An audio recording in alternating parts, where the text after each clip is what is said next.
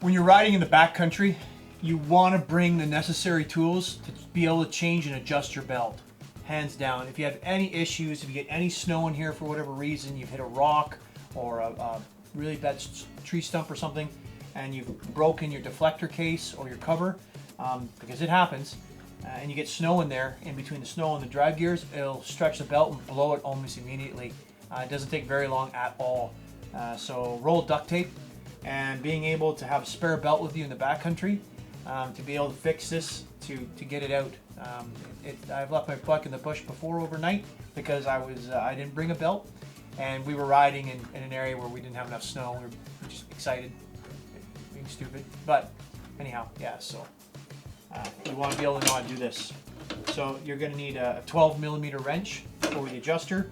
You're going to need a 17mm socket for the idler wheel or the tension adjustment wheel, and then that's all you need. You don't need any of the bolts for the gears and stuff like that.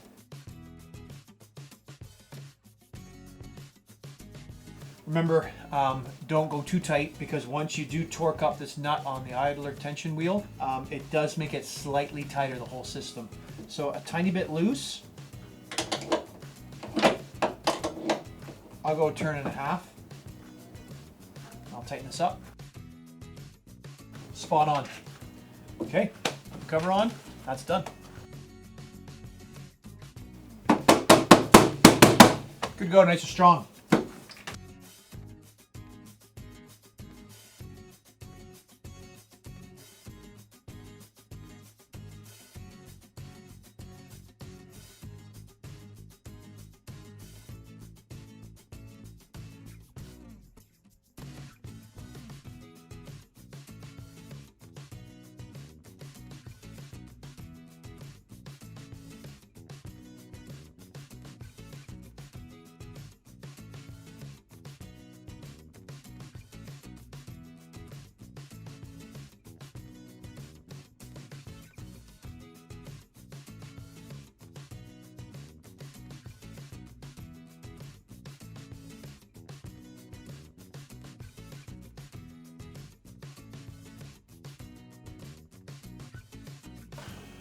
Okay, so I'm moving on to installing my Yeti, the gas can that fits on the Yeti. In this case, we got this green one that's going to go on there. And so I've already adhered the foam decal that goes along the bottom here. It just protects it from getting scratched, and to have the gas can kind of sit and not slide around on the smooth carbon fiber. So bottom sticker has been put on place. So what I did was, to get it lined up, there's a template. I basically just took the gas can, I slipped it into place, dropped it down, installed the mount on it, and once the mount was in place, I basically just marked where it was and then drilled the holes, and now I'm putting it all together. On it goes. So this is the bracket for the gas tank. I do this gas tank before I mount the cargo rack, because the cargo rack mounts onto the same clamp as the gas tank does. And if it's not all set right, it's gonna be a mess. So it's always gas tank, cargo rack.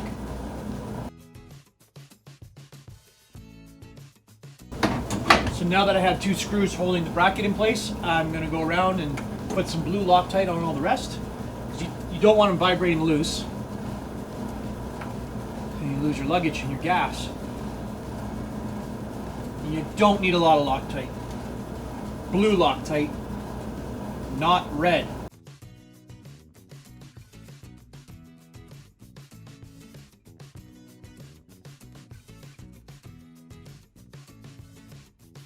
So before I put on the rest of that, the protective foam decal padding, I'm just going to make sure that I got a proper fit. Hope so. Good, she locks right in. Pin.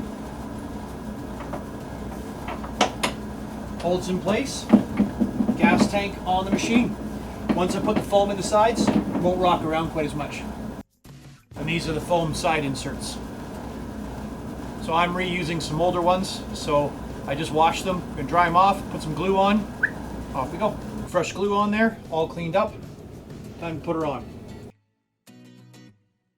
You can't mess up the sides because the notch down here, it fits with the hardware on the tunnel. So just line her up.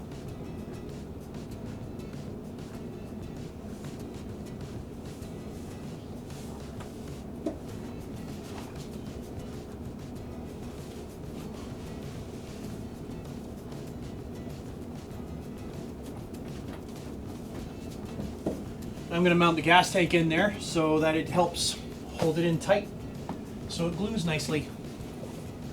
Oh yeah, so it's much tighter, no more rattling around.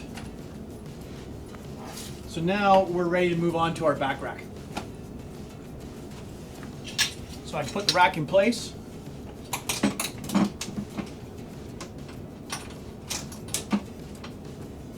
And then I can get the back rack support, and then I'll put this on the rack.